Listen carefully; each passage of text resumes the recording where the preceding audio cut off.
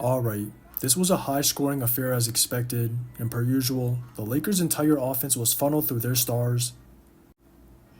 It was either in their patented two-man game, using them in the post, or having them play both sides of the SNR, and the two were generating quality shots no matter the option.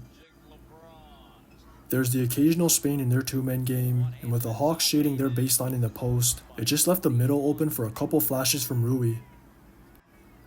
But as the screener, Braun was either getting a mismatch, a roll, or opening up the lane for the others, and they're still getting those inverteds on the left side, so I can tell that's become a staple in their offense. But as much as the two have been dominating the rock even more since Austin's been out, it's also letting Gabe be a primary ball handler, rather than just being relegated to spot-up duty, and he was making good reads in those doubles.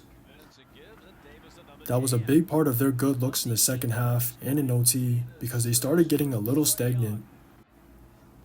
If anything, they got some really fortunate buckets that came out of nothing, and the most obvious one was Braun's game-tying lay at the end of the fourth when the rock bounced right back to his hands.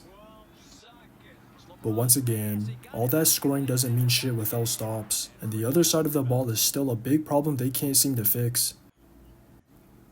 They're giving up just as many runouts as they get, whether that's off their misses, turnovers, or even makes, and a lot of it is just an effort issue, because they don't ever get back on defense as 5, or know how to match up. But that's just their issue in transition, and there's a lot more in the half court, with the obvious being their non-existent first and second line. They get beat off the dribble way too easily, then those low rotations are usually late or not there, and they were actually much better in OT, so I know they're capable of doing those things, but there were other issues that hurt them more throughout.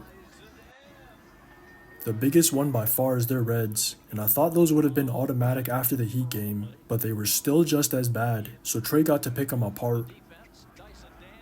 They couldn't figure out the Hawks were going to ghost or slip those screens every time, and if anything, they were just fortunate to have dodged a lot of open looks.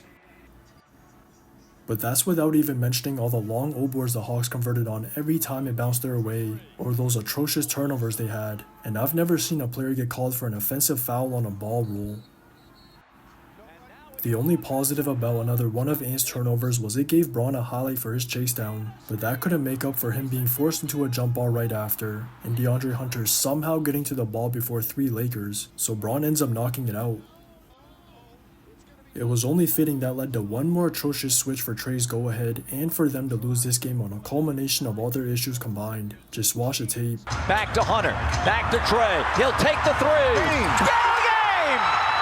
134-130.